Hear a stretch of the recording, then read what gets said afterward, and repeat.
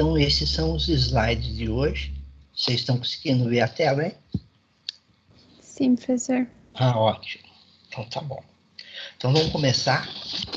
Se vocês tiverem dúvida, tá bom? Só abrir o áudio aí e fazer a pergunta, tá bom? Não deixa para depois, não, que acho que fica mais confuso.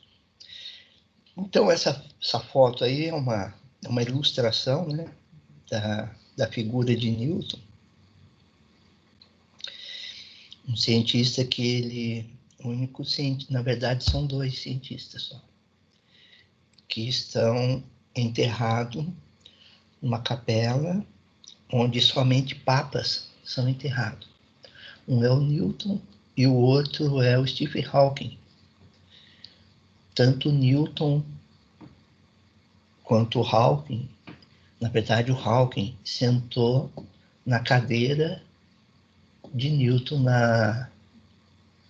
na Sociedade Real de Ciências da Inglaterra, né?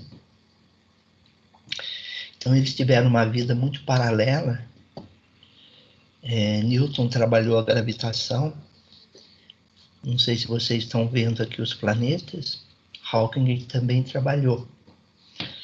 Hawking sentou na mesma cadeira de Newton. Aí quando Hawking morreu, fizeram a genial homenagem de enterrá-lo também na mesma capela em que Newton foi enterrado. Então nessa foto aparecem uns livros aqui. Esses livros são os Princípios que Newton escreveu, né? Onde está o nosso curso de mecânica. Ele chamava de Princípios. Esse telescópio aqui é o telescópio refletor, que foi uma invenção de Newton também. Se vocês verem aqui na foto que ele tem um prisma na mão, né? Onde o prisma está decompondo a luz, porque Newton também foi um estudioso da óptica.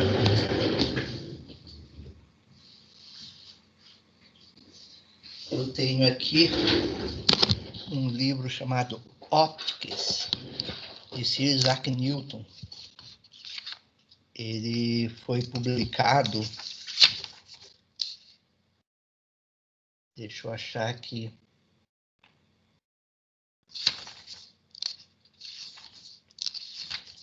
deixa eu ver se tem no prefácio aqui.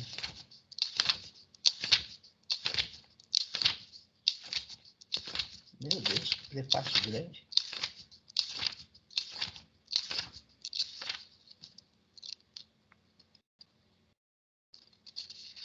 Em 1731, ele escreveu esse livro de óptica. Não sei se vocês estão vendo a macieira aqui. Isso aqui é uma macieira na fazenda em que Newton morava, que existe até hoje como museu.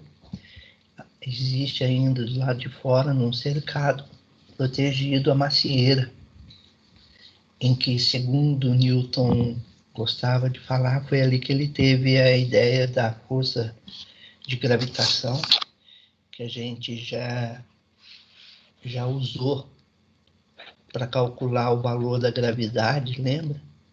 Que era G, constante de gravitação, multiplicação, um produto entre as massas dos corpos envolvidos, pela distância ao quadrado. Nós igualamos isso a mg e conseguimos calcular o valor de G, que dá próximo de 9,8. Então, Newton dizia Newton sempre que ele, quando a maçã caiu na cabeça dele, é que ele teve a ideia da força de atração gravitacional. E olha a genialidade de um ser humano, né? Um evento na vida prática dele, ele teve a ideia de expandir isso para o universo. A mesma equação, tá vendo? Esse é o gênio humano. ele nunca iria conseguir fazer um experimento nesse ambiente do universo. Mas na vida prática dele, né, Deus permitiu isso. Né? Então, esse é um pouquinho da história desse homem, considerado um dos maiores cientistas de todos os tempos. Ele pegou os conhecimentos gregos sobre movimento. Esses conhecimentos vieram de Euclides, veio de Pitágoras, e ele transformou aquilo em equações, né? Que ele chamou de 3 leis. Em homenagem a ele, passou-se a chamar as 3 leis de Newton.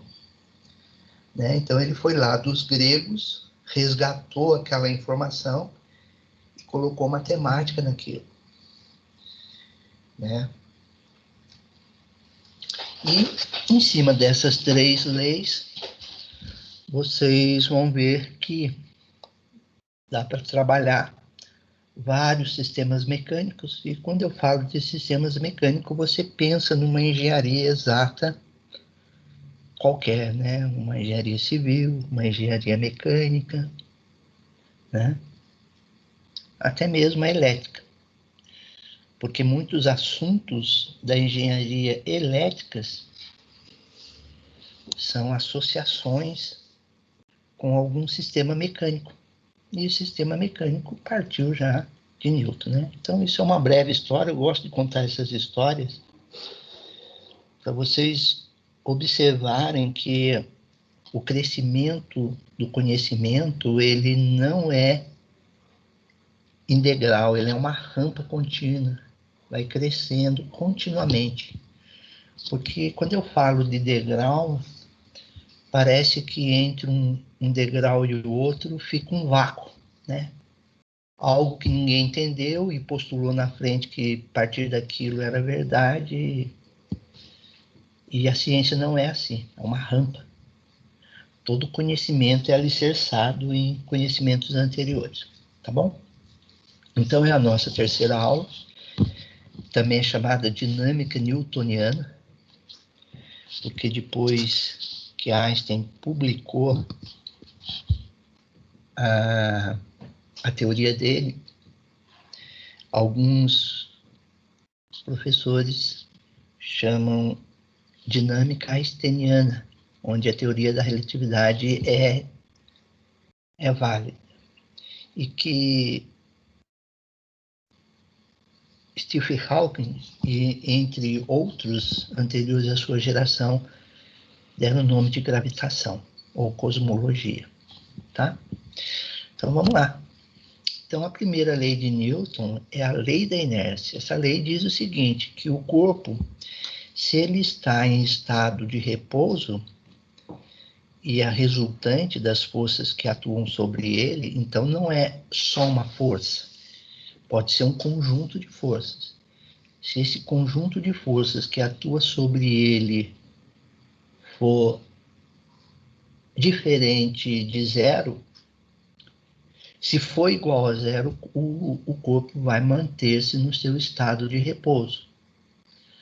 Mas, se o corpo já estava em movimento com velocidade constante, e em algum instante a somatório de forças sobre aquele sistema que é a resultante for nula, o corpo passa a se deslocar com a velocidade constante. E ele não move-se em outra trajetória a não ser uma trajetória retilínea, tá? Essa é a lei da inércia. E essa lei da inércia, na verdade, foi uma adaptação da lei dos gregos sobre o movimento. Os gregos diziam que quando o corpo estava parado, não existia força viva nele. Força viva era força para os gregos. E quando o corpo estava em movimento, existia força viva. Mas Newton percebeu que não é em qualquer condição de movimento. Não. Em casos particulares de movimento. Ou melhor, casos particulares de configurações de forças vivas que produz configurações especiais de movimento, tá? Então aqui tem um vídeo aqui, eu vou ver se eu consigo colocar aqui para rodar para vocês.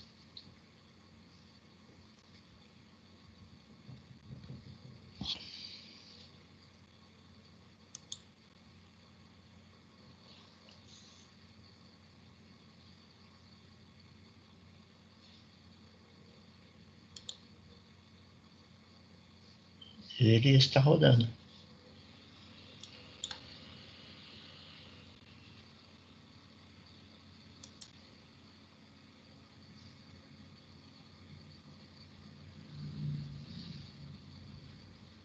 Antes de começar a aula, você testa tudo, tudo funciona.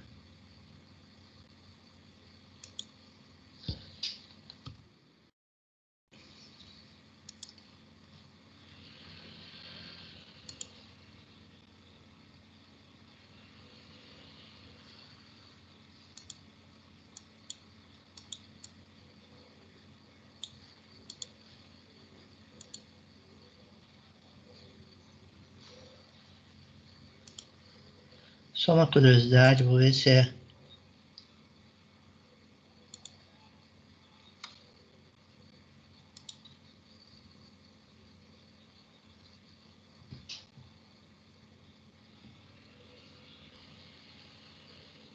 Ah, é o PowerPoint que ele não está respondendo.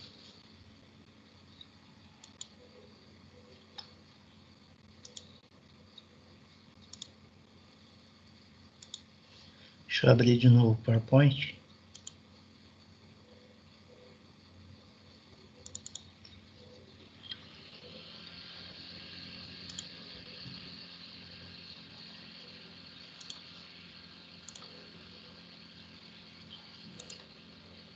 Ai.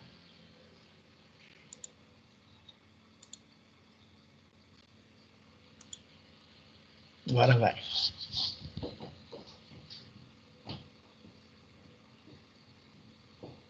Então, força resultante nula, aí começa a se mover, né? Quem está produzindo essa força no movimento, do movimento, é uma força motriz que vem do motor do carro, né?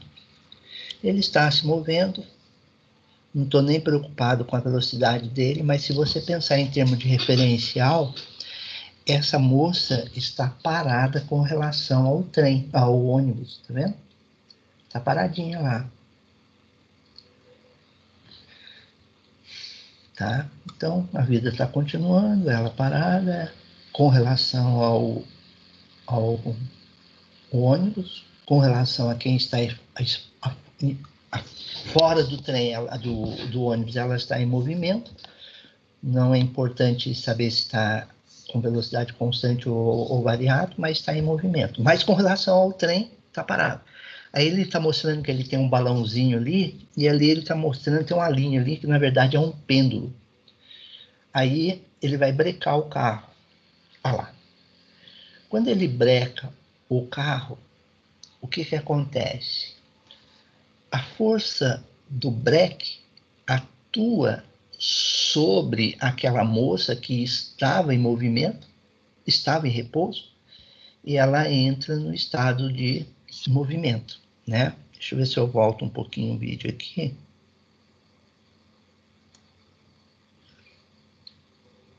Aqui, nesse momentinho aqui.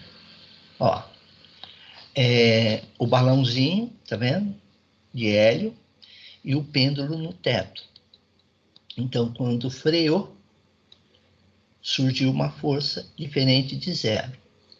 Para a moça, ela continuou o seu estado de movimento, ela foi para frente, né? O balãozinho no chão deslocou para a esquerda e o pêndulo no teto deslocou para a direita. Não vou fazer a análise das forças agora, mas depois a gente pode fazer isso. E vocês viram que a hora que a força foi aplicada, todo o estado de movimento do sistema variou. A moça deslocou de um jeito, o balão do hélio de um outro e o pêndulo do outro. E no estado anterior, em que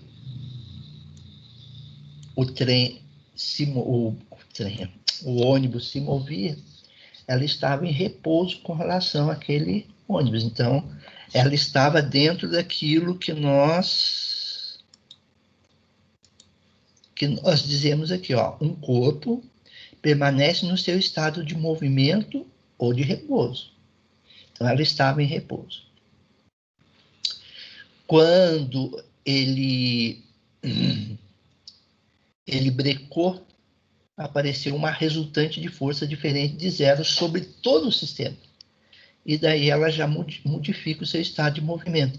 Observe que ela andou, deslocou para frente numa linha reta. Ela não fez curva no movimento. Tá? Muito bem. Essa é a lei de inércia. Tá? Deixa eu terminar esse vídeo.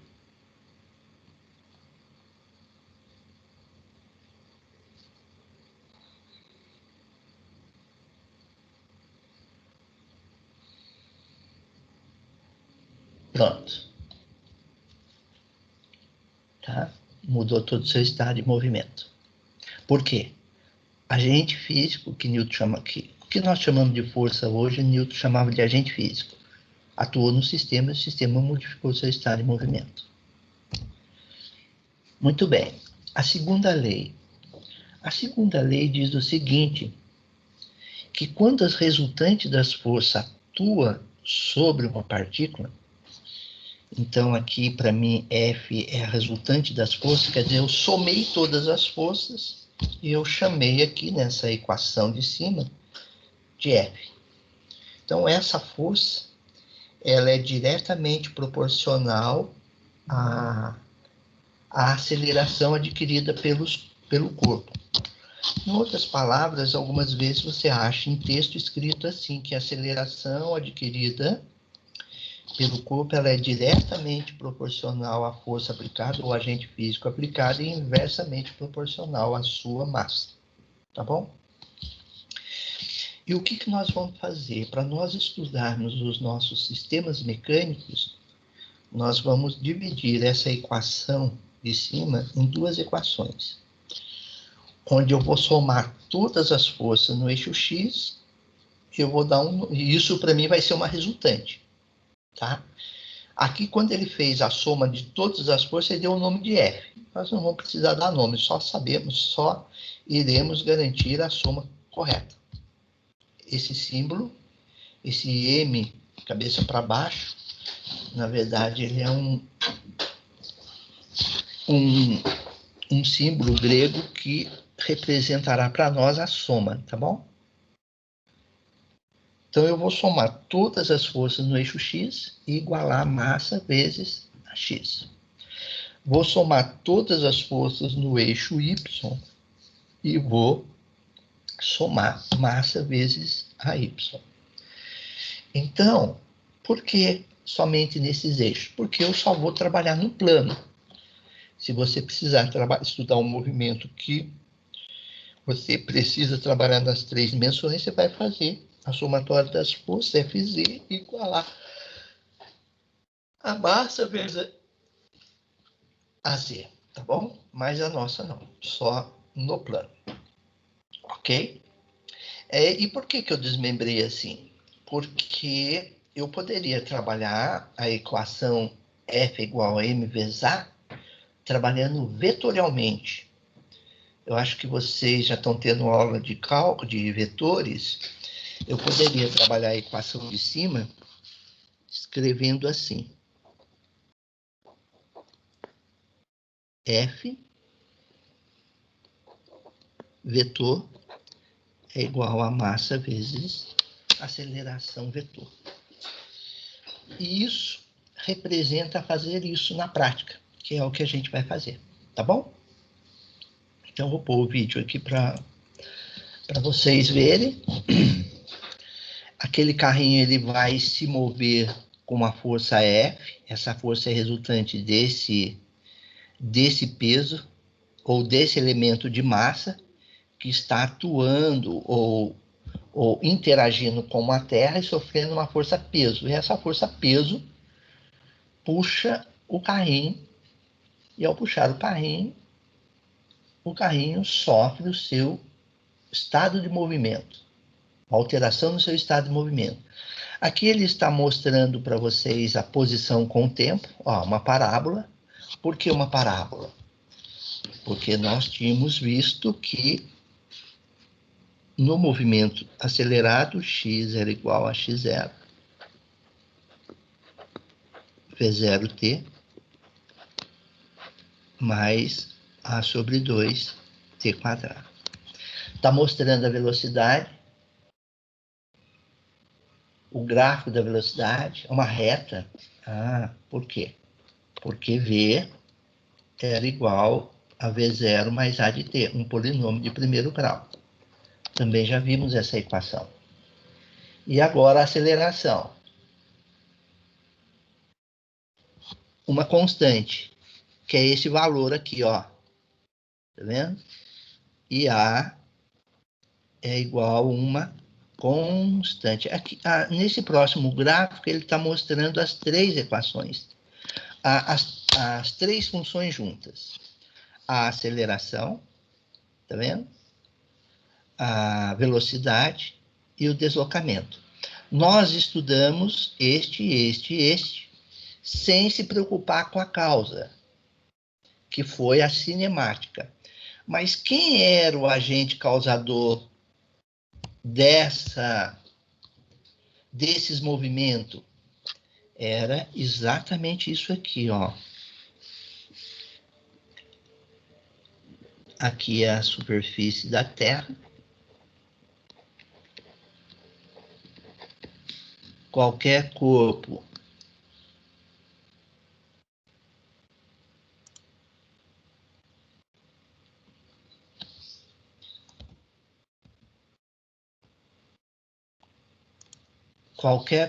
sobre a superfície da Terra sofre a ação de uma aceleração da gravidade G, lembra? Agora, isso aqui é força. Peso também é força, que é a massa, só que no lugar da aceleração, eu vou colocar a aceleração que a Terra produz sobre os corpos. Então, se eu multiplicar esse G pela massa, eu tenho a força-peso. Então, é a força-peso. A força-peso está trazendo o elemento de massa para o centro da Terra, porque vem daquela equação da força que eu mostrei lá na frente, G, M vezes M dividido por R quadrado. Essa força aqui, ela está produzindo uma ação em cima desse carrinho aqui. E ela está puxando o carrinho nesse sentido. Tá? É isso aí. Então, aqui está a segunda lei. Qual é a segunda lei? Força é massa vezes a aceleração. Essa aqui. Bom? Muito bem. Terceira lei. Toda ação gera uma reação igual em sentido contrário. Então, aqui, eu tenho dois dinamômetros. Dinamômetros são dispositivos para medir força. Tá vendo? Ele está dizendo 10N aí, 10N. N é a unidade da força. Tá bom? N é a unidade da força no sistema SI. E 10N seria o valor máximo que esse dinamômetro conseguiria ler de força. Acima de 10 newton, ele não faz leitura mais. Então, a mulher está puxando para a direita. Puxou, para a direita, a mão dessa mulher com uma força de 4 newton. Olha do outro lado, 4 newton. Agora ela está puxando. Essa mulher resolveu puxar 7 newton desse lado. A outra mulher já sentiu a força de 7 newton. Então, isso é um cabo de guerra. Essa força interage com essa interage com essa. Então, se essa aqui é ação do corpo 1 sobre o corpo 2, a força que está aqui seria uma força para... Essa força seria a força, eu vou chamar aqui de 1 e aqui de 2. Seria 1 atuando em 2, e aqui apareceu a mesma força no sentido contrário, de 2, que é esse, atuando neste, que é 1. Então, ó, deixa eu tentar fazer essa flechinha, que o tamanho dela representa o tamanho do vetor, exatamente igual a esse tamanho aqui. O professor de vetores deve estar falando isso lá com vocês. Tá? Aí. Por que eu tenho que desenhar do mesmo tamanho? Porque aqui é 7 e aqui também é 7. Tá? Essa é a terceira lei de Newton. Qual o segredo de trabalhar bem a lei de Newton? Primeiro, você vai ter que sempre identificar as forças de interação que atuam no sistema. Newton gostava muito de usar o termo interação, e eu também gosto. Então, o que eu entendo? Que não existe hoje nada no universo, estou falando no universo, hein, que seja um sistema isolado. Todo o sistema está interagindo. Então, para você desenhar bem as forças, para você trabalhar bem as leis de Newton, você tem que saber desenhar bem as forças. Você tem que saber identificar as interações. O que eu vejo de interação? É um corpo conversando com o outro. Ó. Esse conversa com esse e esse conversa com esse. Tá bom? Então, quando eu falo de interação, eu estou falando em comunicações. E as comunicações da natureza são do tipo gravitacional, elétrica e sonora. Tá? São essas interações que governam o mundo aí. Qual o segundo passo? Lembra daquelas duas somatórias? Eu vou ter que fazer as somatórias em cada um dos eixos. Como eu disse, pode até ser no eixo Z, mas nós iremos trabalhar somente no plano. Então, eu só vou fazer somatórias das forças no eixo X e Y. Lembrando que esse eixo eu vou chamar de Y e esse eixo eu chamo de X. A não ser que eu faça uma menção diferente com relação ao problema que eu quero estudar. E terceiro ponto, determinar a aceleração dos corpos, ou do corpo, segundo os eixos X, Y e Z.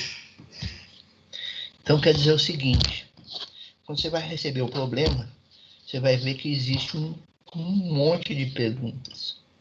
E a sacada é, não precisa nem ler as perguntas. Corra atrás da aceleração primeiro. Todas as outras perguntas são consequências dessa aceleração. Tá bom? Então, essa é a experiência que eu passo para vocês. Tá bem? Muito bem. Aqui, então, vou desenhar algumas interações com vocês. Primeiro, é uma cunha e existe a interação, já desenhada aí, a interação da Terra a interação da Terra, porque isso aqui está na superfície da Terra,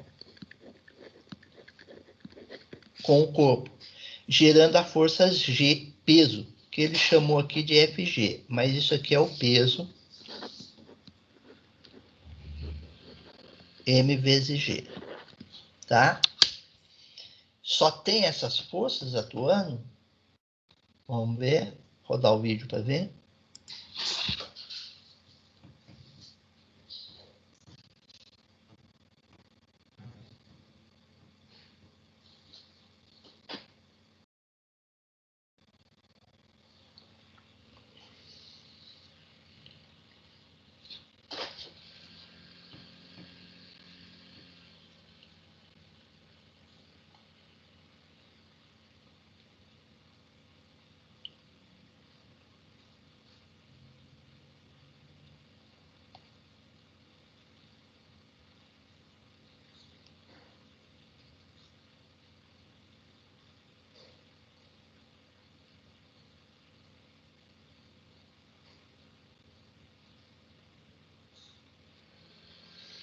Ele está desenhando o referencial XY.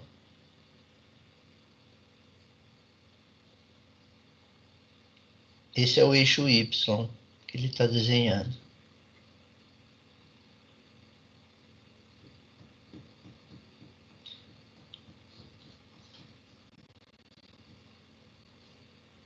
Agora ele vai desenhar o eixo X.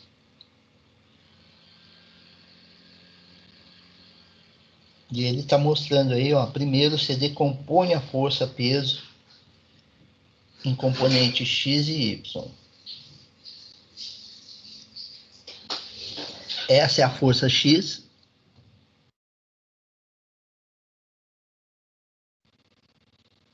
E F2 é a força Y. Então, isso aqui para mim é o PY. E esse F1 para mim vai ser o F de X.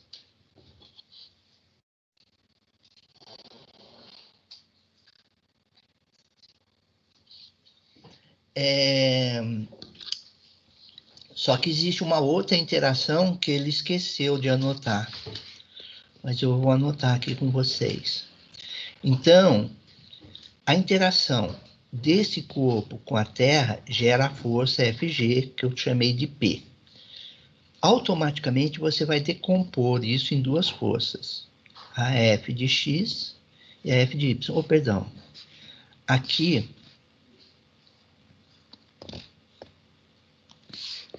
é o meu Px, tá bom? Só para manter uma coerência aqui. É o meu Px. Tá? Então, essas forças Px e Py, já que você fez a projeção, você esquece dessa na hora de calcular. Só fica com essa e com essa. Mas existe uma outra interação. A interação do bloco com a superfície da cunha. Quando a cunha e a superfície do bloco são superfícies lisas, aparece uma força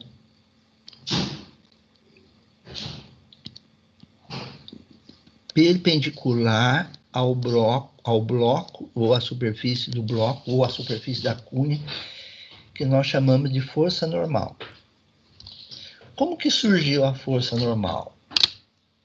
A força PY puxou esse bloco contra a cunha. Daí, ação e reação, a cunha empurrou o bloco para cima com uma força N, tá? Então, as duas interações desse sistema é a interação do bloco com a Terra e a interação do bloco com a superfície. A interação do bloco com a Terra gera a força P, que pode ser decomposta em Px e Py, E a interação do bloco com a superfície gera a força normal. Ok? Aqui eu tenho um outro sistema. Quais são as interações? Então, como esses sistemas mecânicos estão sobre a superfície da Terra, existe a interação desse bloco com a Terra, gerando a força peso.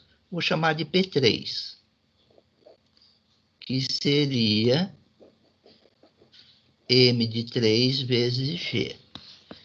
Aqui seria interação do bloco com a Terra, gerando a força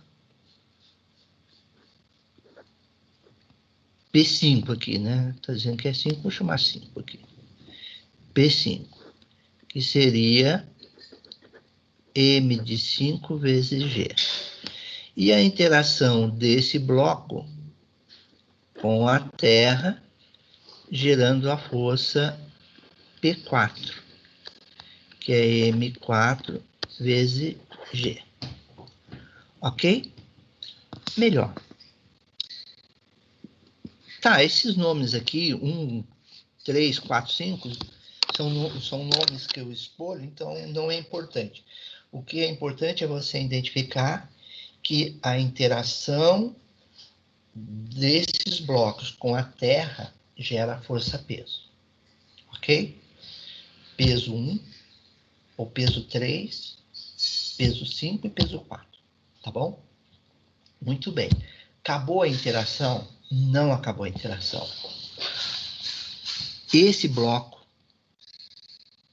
conversa com esse bloco por uma força de tração no fio.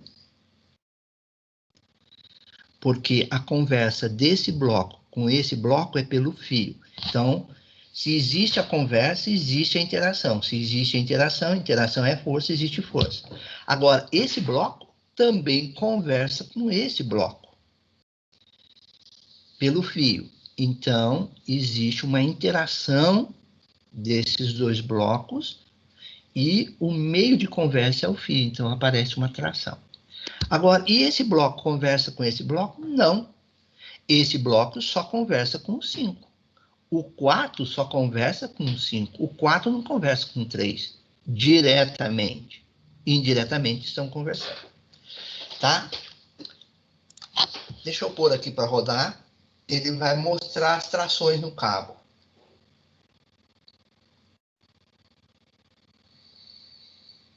Ou as tensões. Olha lá. Para aquela configuração que está ali, as tensões são aquelas, ó. Que ele desenhou. Ah, agora ele mudou um pouco, ó. Olha lá.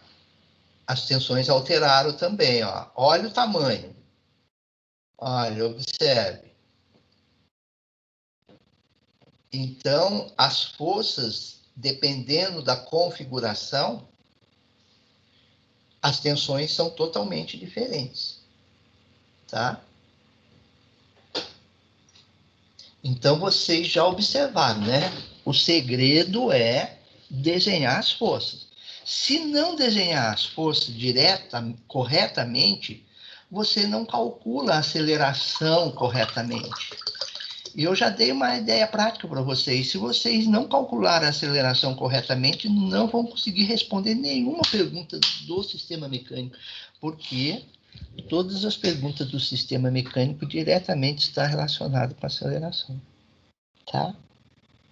Então, essa é a dica de experiência de alguns anos. Não vou falar quantos anos, porque senão vocês vão calcular a minha idade. Mas geralmente não estão no livro essas dicas, tá bom? Então vamos para o próximo. Opa! Um sistema mecânico onde tem polias, né? Então aí ele já teve a bondade de desenhar as forças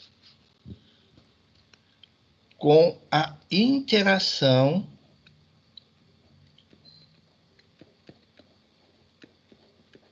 do bloco com a Terra, que ele chamou a força Fg. Aqui também a interação do bloco com a Terra, que ele chamou de Fg. Aqui também a interação do bloco com a Terra.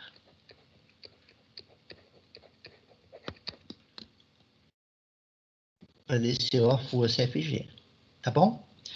E essa força aqui, eu vou tentar pegar uma outra canetinha de outra cor. Essa força aqui e essa aqui e essa aqui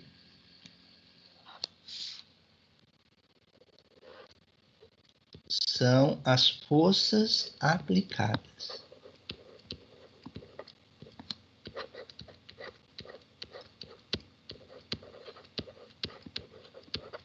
Ok?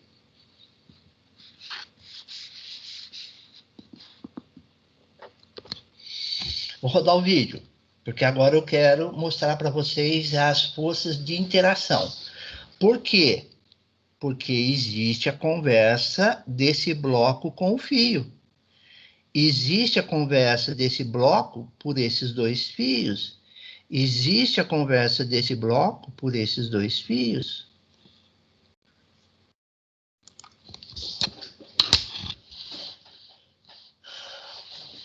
Então, deixa eu dar uma paradinha no vídeo. Ok. Se você medir com a régua esse tamanho dessa flecha com o tamanho dessa flecha, são iguais. Isso vetorialmente quer dizer o seguinte: o professor de vetor falou que quando os tamanhos das flechas são iguais, é que o vetor tem o mesmo módulo. Tá? Tá bom? Ótimo. Deixa eu continuar rodando. Então, para o primeiro sistema, as duas forças são iguais. Para o segundo sistema... Opa! Oh, meu Deus! Bati errado.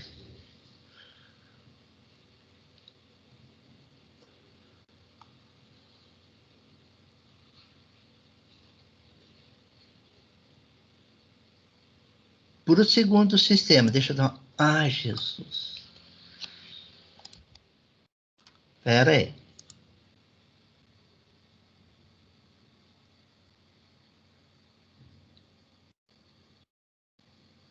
Primeiro sistema são iguais.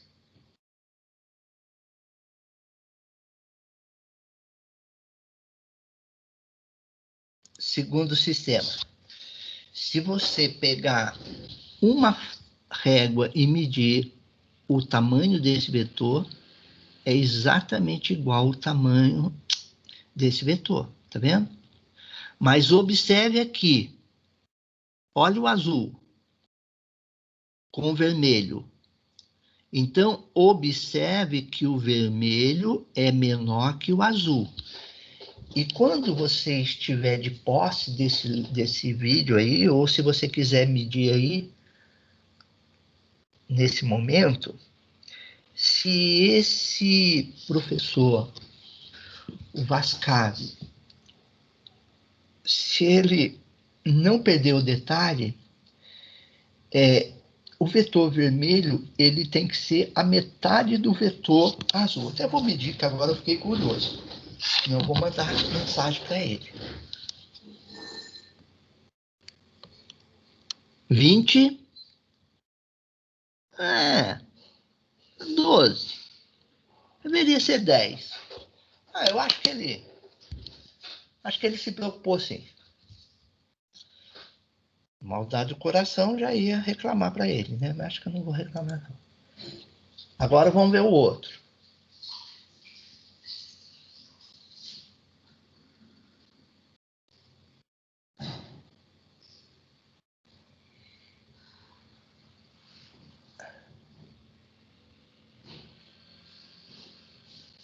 Deixa eu dar uma paradinha. Ah lá. Esse vermelho 12, 20. Deveria ser a metade. Esqueceu desse detalhe.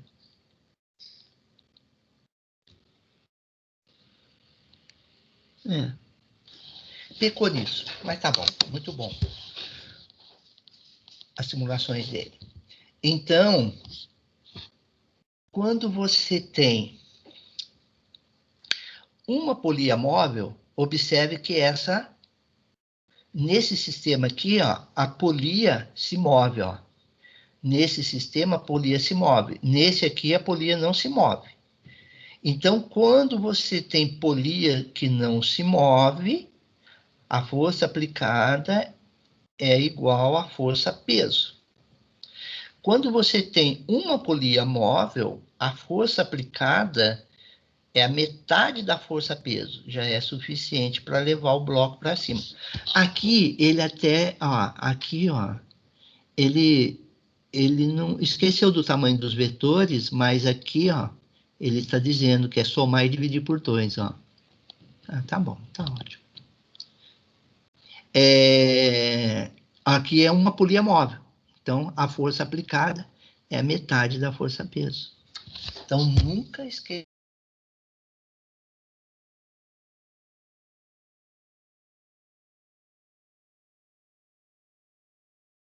Professor? Oi, deu uma cortadinha, né? Eu estava Deu. esperando voltar. Então, vou voltar na onde cortou. Quando você tem uma polia móvel, a força aplicada é a metade da força-peso. Vocês estão me ouvindo? Sim. Ah, Tô te beleza. ouvindo. Tá. Tá bom? Então, guarda essa mensagem. Aí, um sisteminha aqui agora, ó. Vamos para o próximo. Vou pôr para rodar. Primeiro,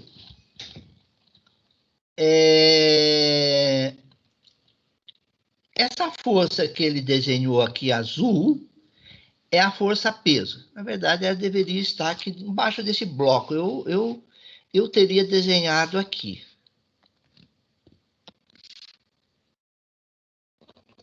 Mostrando que é em direção ao centro da Terra. Mas ele desenhou ali, talvez, só para ficar mais esteticamente bonito, tá? Agora, vou rodar. Vocês vão ver que a força aplicada aqui... Vamos ver aqui. Vou pôr para rodar primeiro, depois eu faço os comentários. Ó, ele está dizendo que ele gastou 10 newton para puxar um peso de 1 quilo. Será que está certo essa conta? Vamos ver, vamos dar uma paradinha, vamos dar uma paradinha, vamos dar uma paradinha. Ele falou que é 10 newton. Aí eu disse para vocês, aula passada, e disse que hoje, que a força é M vezes G. Então, a força peso, a massa é 1 quilo, G é aproximadamente 10, então P é 10 newton. Eita, fez certinho. Então, o dinamômetro dele marcou 10 newton. Tá vendo? Vocês conseguem enxergar aqui? 10 newton. Agora, vou continuar rodando e vamos lá medir o outro. Olha o dinamômetro dele. Deixa eu dar uma paradinha.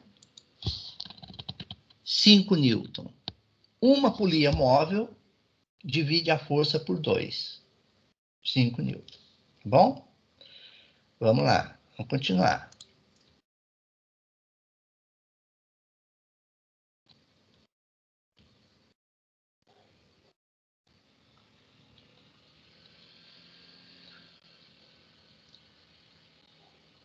Agora aqui... Opa.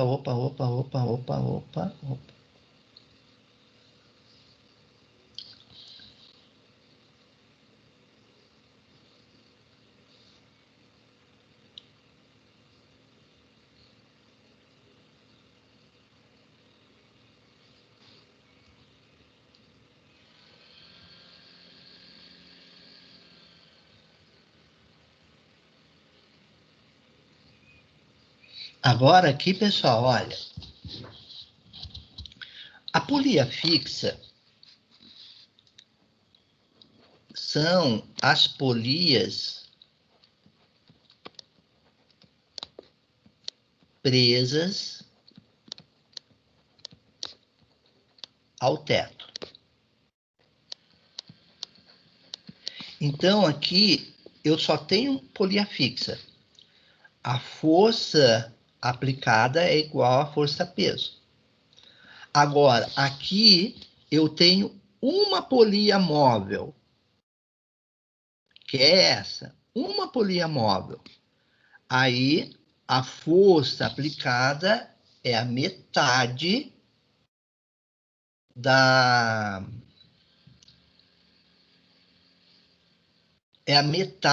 força, metade da força-peso. Agora, aqui, eu tenho uma configuração de uma polia móvel e outra fixa, porque essa é fixa e essa está amarrada nessa, tá bom? Agora, olha aqui. Quanto que deu a tração? Deu 3 e pouquinho. Na verdade, 3,33, que é pegar a força-peso e dividir por 3. 3 trações que aparecem no cabo. Aqui, 2 trações que aparecem no cabo. Agora, olha esse caso. Deixa eu continuar rodando o sistema. Ai, eu tinha rodado o terceiro caso. Polia fixa, força aplicada é igual a força-peso.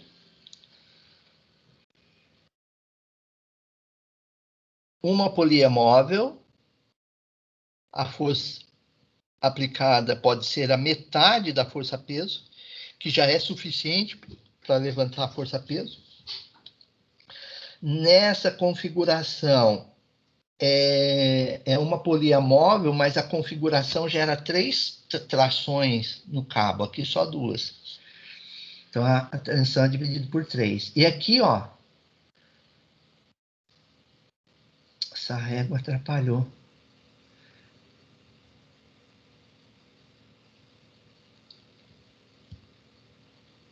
Deixa eu ver se ele tira a régua.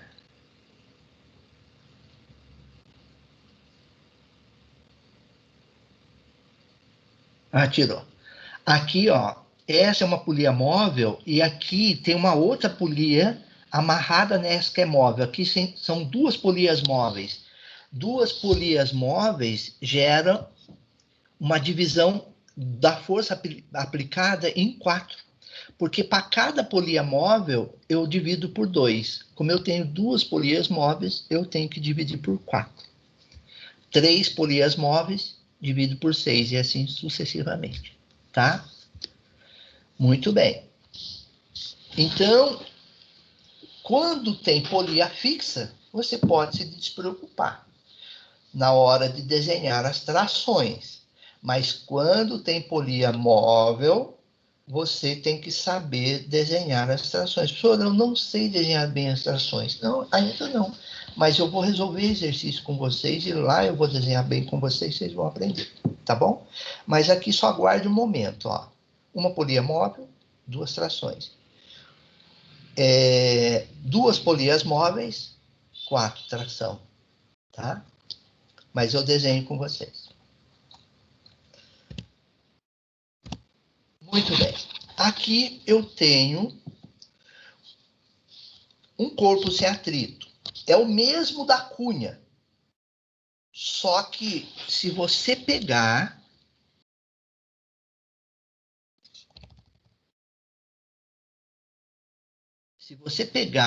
essa cunha aqui, pega isso aqui, levante isso aqui para cima, nesse sentido. Você concorda que é normal quando isso aqui tiver nesse plano, ó, quando essa superfície tiver... Nossa, que coisa errada. Desenho ruim que eu fiz aqui. Eu tenho toque, peraí, eu tenho que apagar. Ai, meu Deus, parei muito. Quando essa superfície, que eu acabei de fazer 2 risquinhos, ficar exatamente na horizontal,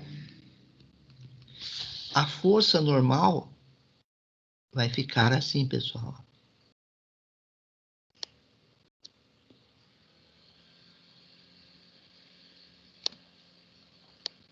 Tá? Vai ficar assim. Então, vamos voltar aqui agora. Essa é a força-peso, e como eu falei, é normal para lá. Aí, essa pessoa está empurrando esse bloco nesse sentido, aplicando uma força F. Então, ele está falando, a resultante é a força F que eu estou aplicando aqui, gerado por essa mão, pela interação da mão com o bloco, tá? Isso quando a superfície é idealizada, ou seja, a superfície do bloco e a superfície desse plano aqui, ó, é lisa. O sistema é desse jeito. Quando a superfície tem atrito, aí como que fica? A força-peso, que vem da interação do bloco, a força normal, que vem da interação do bloco com essa superfície, que a força-peso puxa o bloco contra a superfície, ação e reação, a superfície empurra o bloco. Então, aparece a normal aqui. A mãozinha, gerando a força aplicada. Isso aqui é a força aplicada.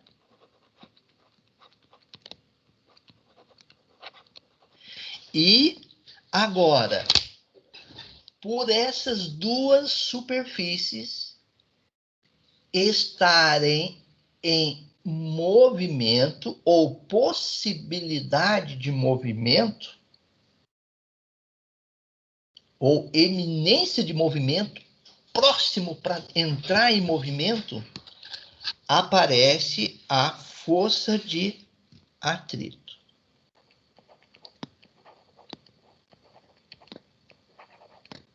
Ok?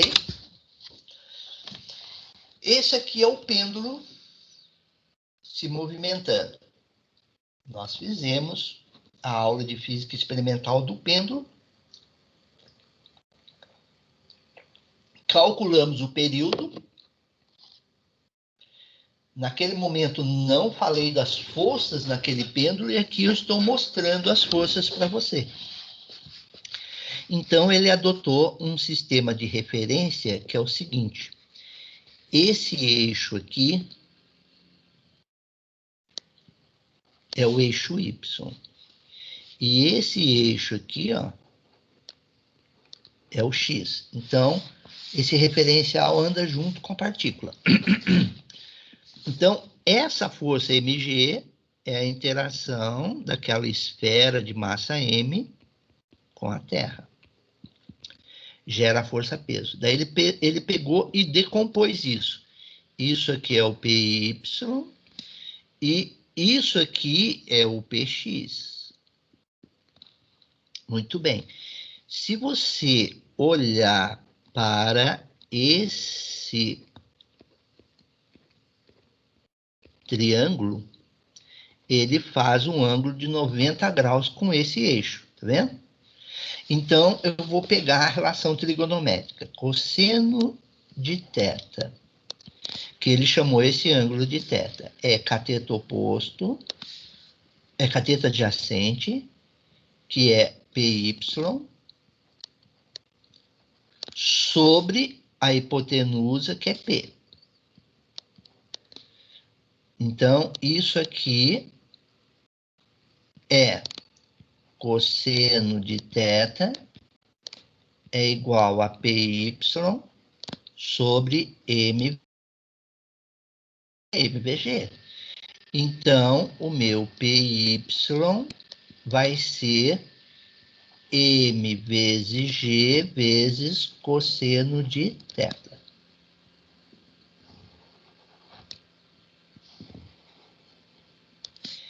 que é isso aqui, ó. Ok? Ele não deveria ter posto uma flechinha aí, tudo bem. Seno de teta. Seno de teta é cateto oposto, que é esse cateto. E esse cateto é o mesmo desse. E aquele cateto eu tinha chamado de PX, porque esse eixo é X. Então, PX sobre P. Portanto, seno de θ é igual a PX sobre M vezes G. Então, o meu PX vai ser M vezes G vezes seno, que é esse valor, que não deveria ter esse vetorzinho. Ok? Aí o que acontece? PY puxa o bloco ou a massa M esférica para baixo. Terceira lei de Newton, ação e reação. Aparece aqui uma força de tração T, que tenta segurar essa força PY. Agora, quando PY puxa, atua aqui a força T, puxando esse ponto. Ação e reação. Esse ponto tenta segurar esse elemento de massa, aparecendo a força de tração T. Vou tirar isso aqui. Ok?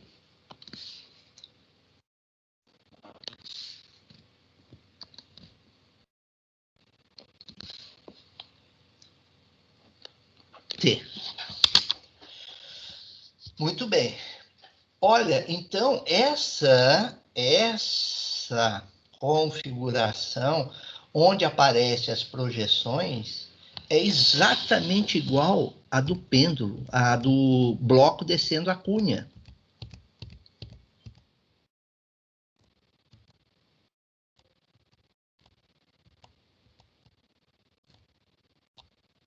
Onde está? Passei, acabei... Aqui. Aqui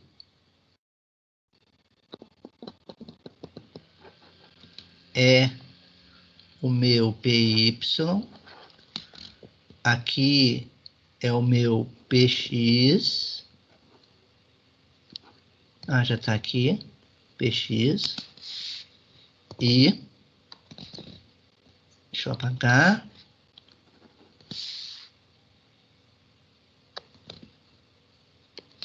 Esse é o ângulo θ.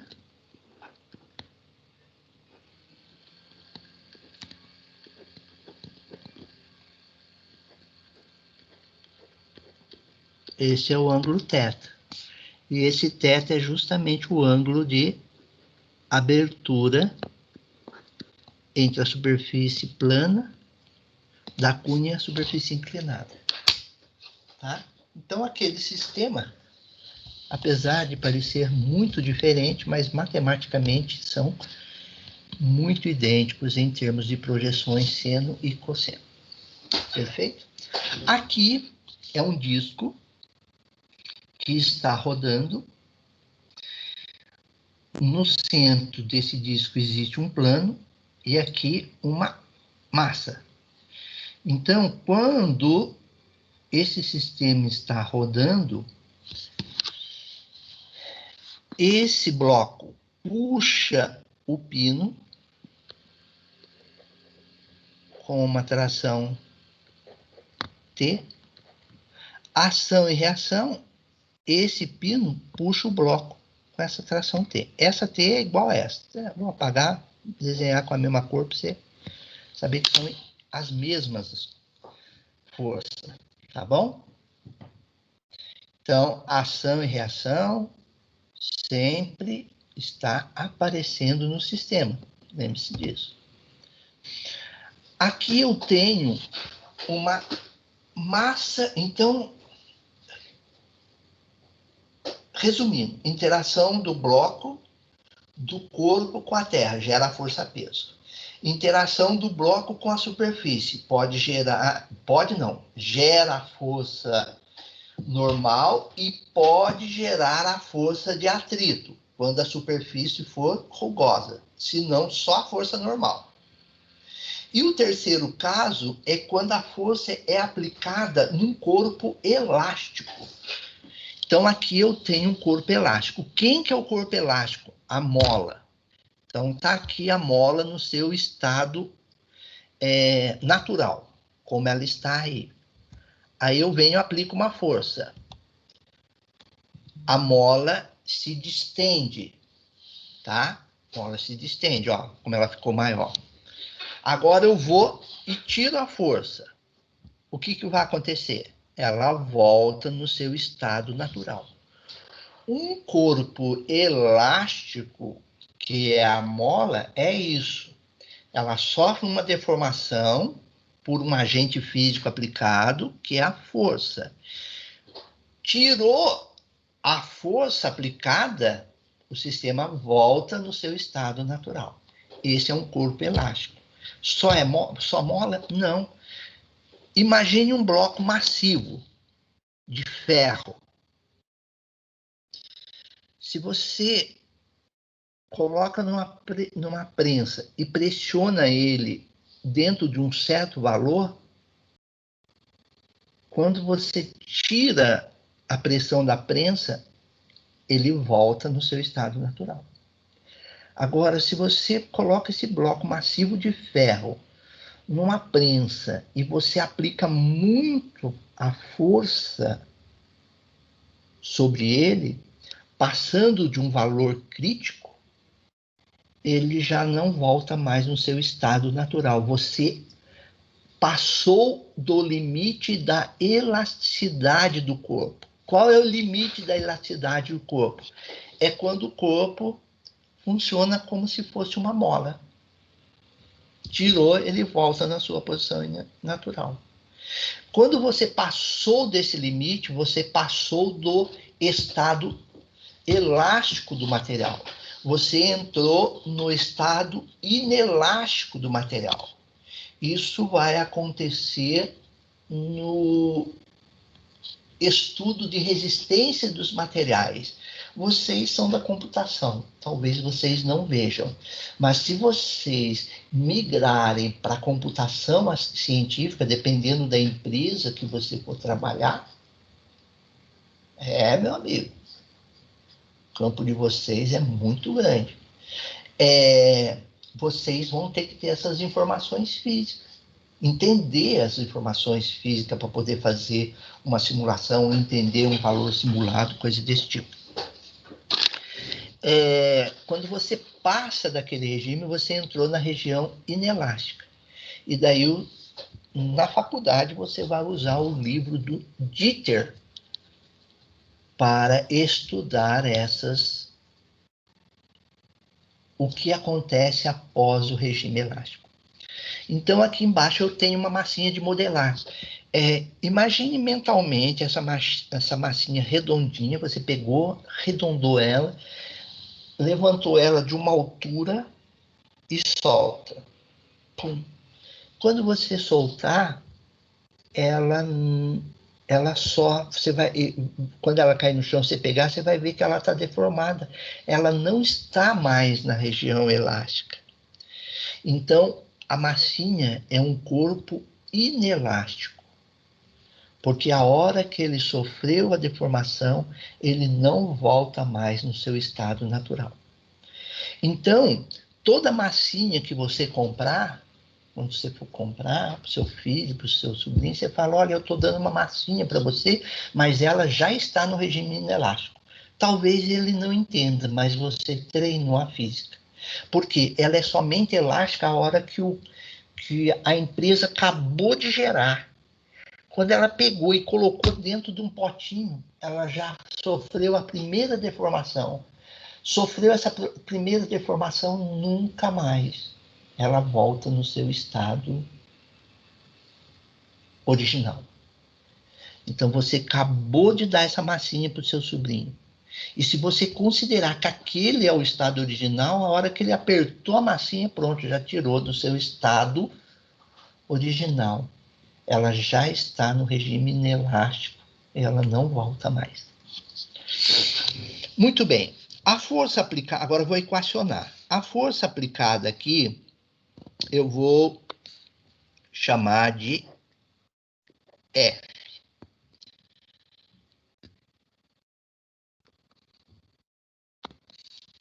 Esse ponto aqui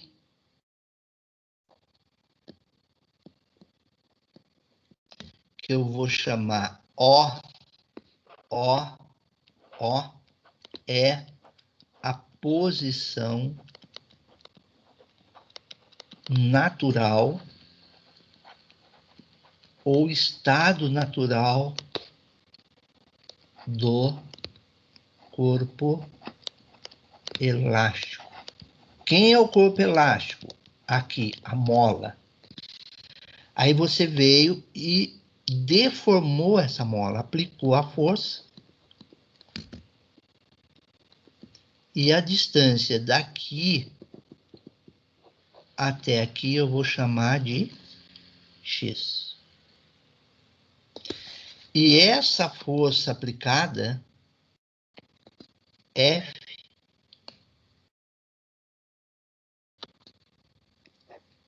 é exatamente igual a K vezes X, onde K é a constante elástica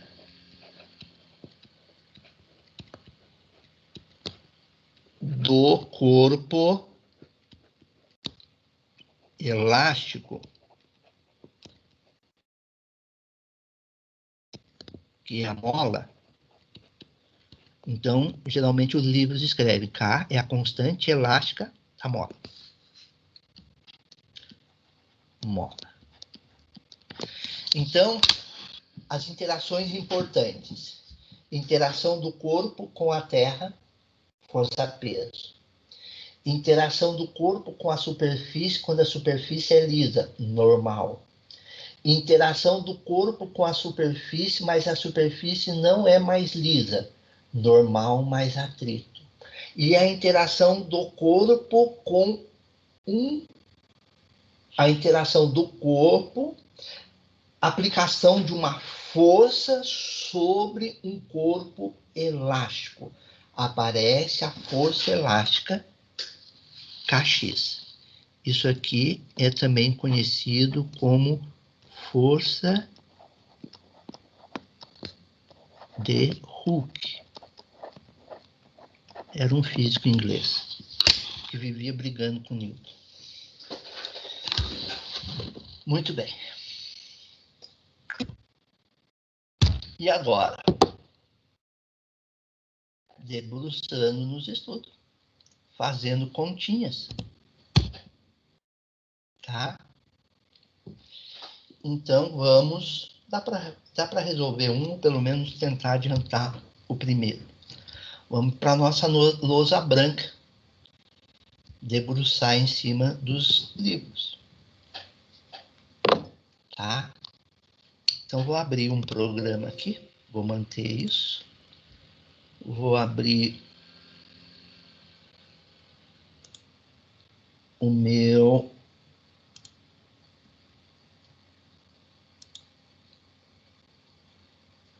a minha luz aqui. Pronto.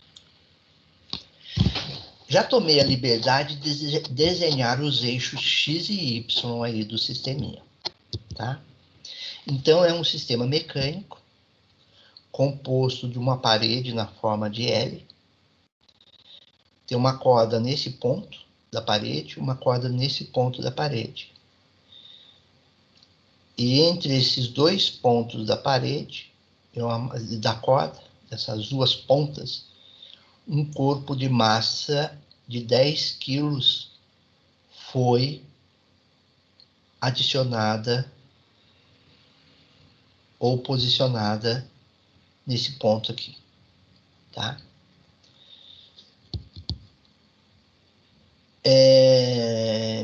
Mentira. A figura abaixo mostra cargas penduradas no teto de um elevador que está se movendo com velocidade constante. Tá, um elevador com velocidade constante. Deixa eu grifar isso. Isso é muito importante. Ele não desenhou o elevador aí, tá bom, pessoal? Imagine que ele está dentro do elevador com massa constante, com velocidade constante, ó. Tá bom? Grifei isso para nós. Muito bem.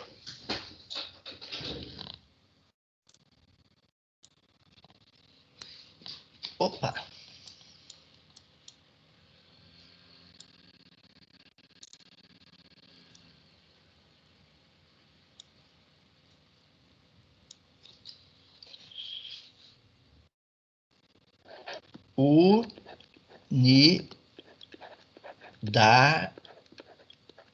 Unidades. A força é massa vezes aceleração. Eu vou colocar a força em quilogramas. E a aceleração em metros por segundo quadrado. Quando você usa essas duas unidades, implica que a única unidade de Newton permitida sobre essa condição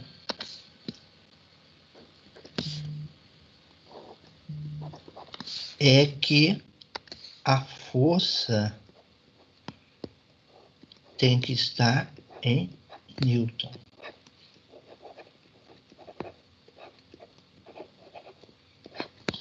Ok? Essas são as unidades que iremos trabalhar, que é do sistema SI, Sistema Internacional de Unidades, tá bom? Então, qual a unidade da força de Hooke? Newton. Por quê? Porque força é em Newton no SI. Qual a unidade da tração? A tração é o quê? Força. Então, a unidade também é Newton. Não importa o nome da força. É força, é Newton, tá bom? Então, eu vou desenhar agora as forças. Então, a primeira coisa que eu tenho que fazer é desenhar bem as forças. Então, eu vou desenhar aqui. Primeiro, a interação do bloco com a Terra, gerando a força-peso, que é M vezes G. O M é 10. E o G, eu também, por comodidade matemática, eu vou adotar 10 metros por segundo quadrado. Então, vezes 10. Então, portanto, a força, peso aqui, é 100 Newton. Ok? Agora, essa força, peso, puxa esse ponto da parede com uma tração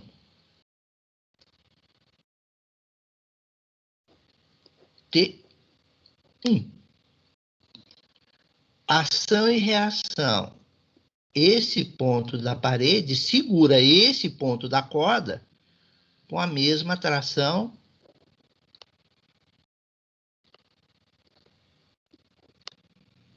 T1, que é essa que está aqui, tá? Beleza? Essa força P, puxa esse ponto que puxa este ponto da parede, com uma tração T2. Uma corda, duas cordas, três cordas. Ação e reação. Esse ponto da parede segura esse ponto da corda. T2. Agora, essas duas forças, essa e essa, puxa esse corpo aqui para cima. Com uma tração T3.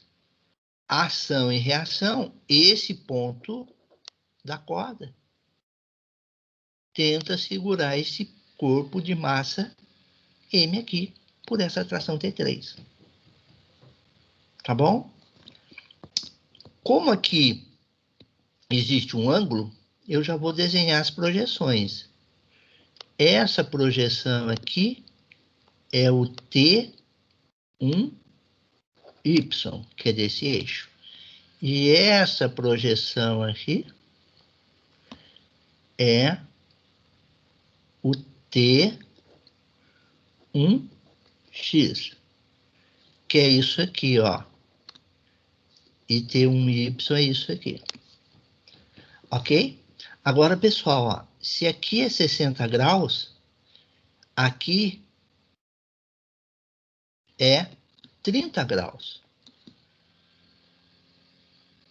Correto? Tá bom? Muito bem. Agora, eu vou fazer a somatória das forças.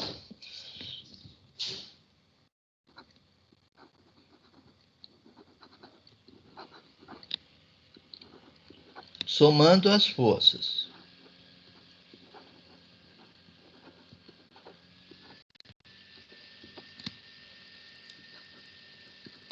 Eixo X. Sobre o eixo X, tem duas forças, a T2 e a T1X. Tudo que tiver nesse sentido é positivo, sentido contrário é negativo. Por que eu escolhi isso? É porque eu escolhi só. Poderia ser no sentido contrário, tá bom? Mas desde que você escolha, você não pode que você não pode mais voltar atrás. Então, vou fazer a somatória. T2 mais menos T1x é igual a massa vezes a aceleração. Qual massa? A massa que estaria nesse ponto aqui, ó, na cor pretinha. Ok? Aquele pedacinho da corda ali. Só que eu sei que esse ponto aqui, ó, está parado.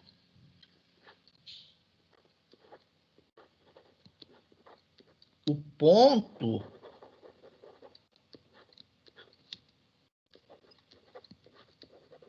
está parado.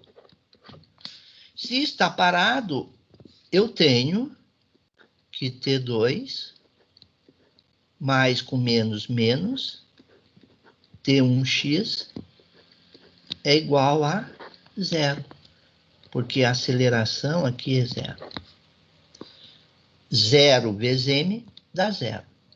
Então, essa é a nossa equação 1.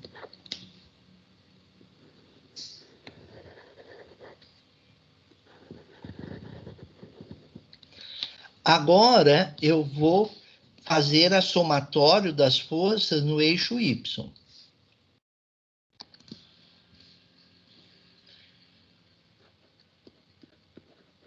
Eixo Y. Tudo que tiver Nesse sentido, vai ser positivo. Sentido contrário, negativo. São duas. T1y e T2. T1y mais menos... É T3, né? Perdão. Menos T3 é igual a M vezes A. Só que o ponto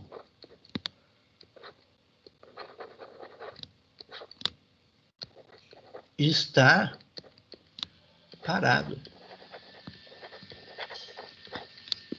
Então, A é 0. Então, isso aqui ficaria T1y menos T3 igual a 0.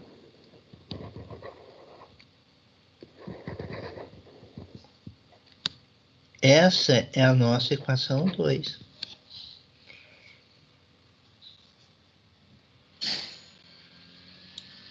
Agora, senhores,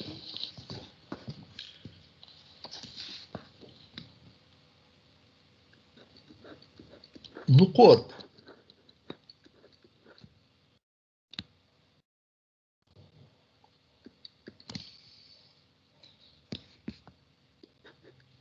no eixo Y.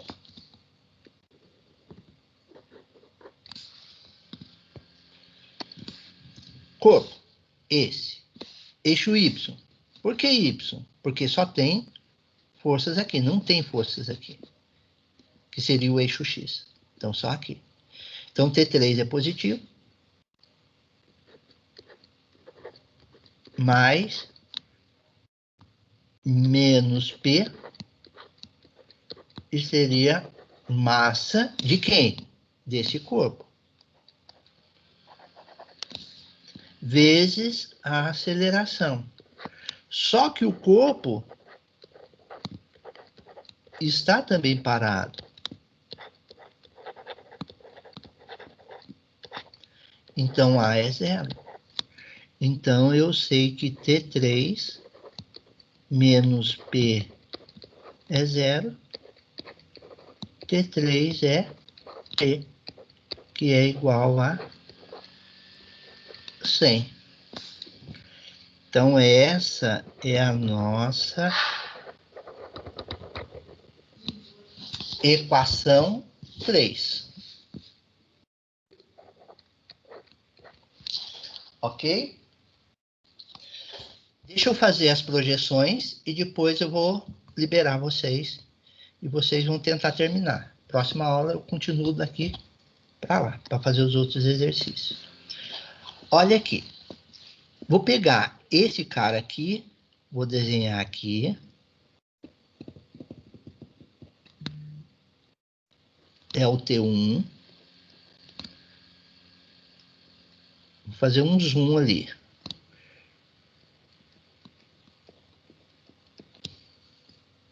Esse cara aqui. Opa. Seria o T1x. E esse cara aqui seria o T1y. 90 graus está aqui. E o 30 graus está aqui. Porque aqui é 60, ó. Aqui era 60.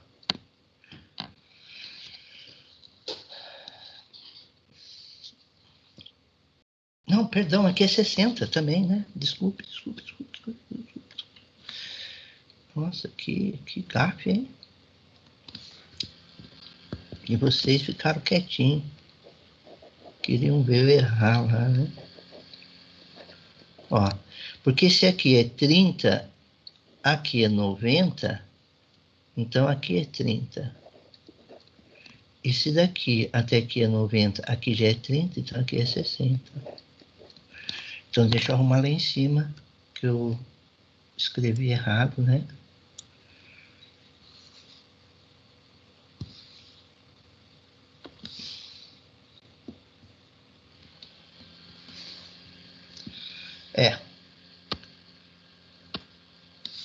É mais fácil fazer isso, ó.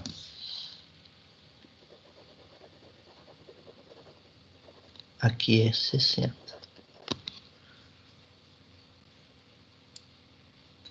Aí, vamos lá. Primeiro, seno de 60. Cateto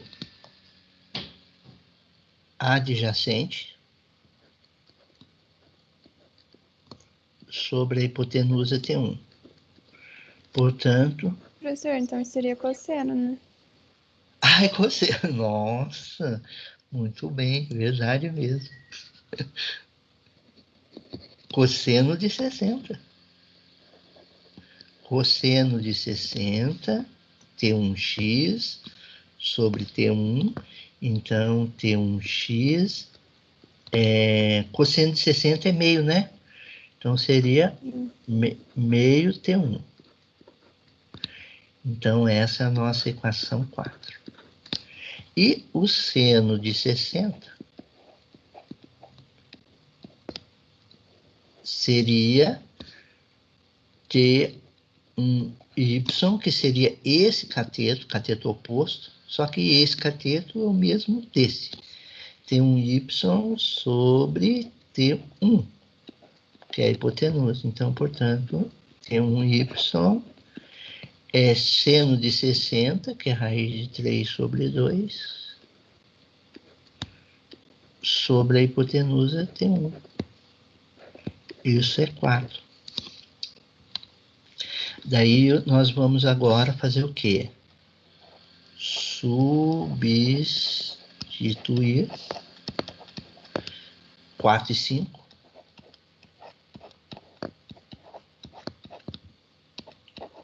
em 1 e 2.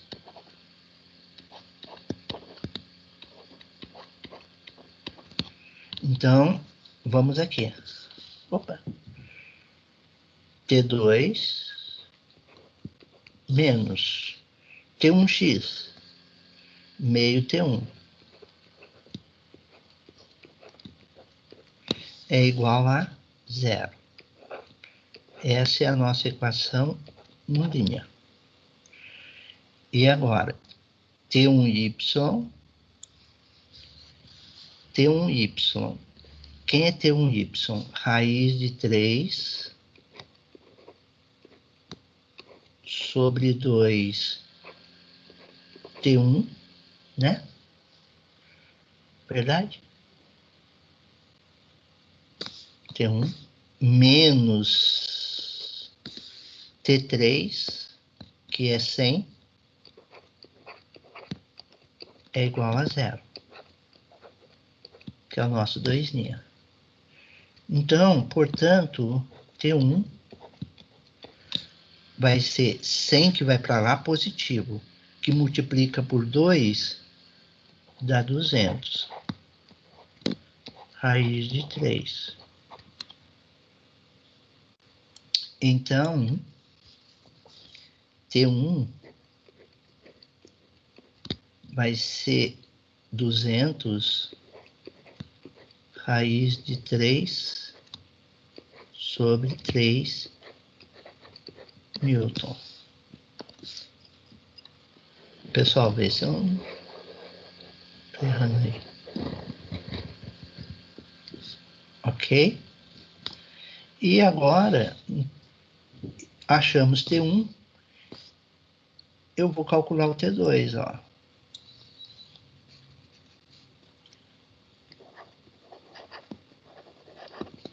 Nem vai precisar vocês fazerem, já vamos fazer agora. Calculando o T2. O que nós iremos ter? T2 menos meio T1,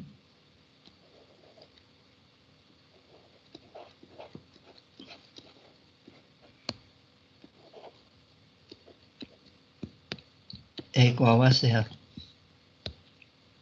Então, portanto, T2 sem raiz de 3 sobre 3 Newton.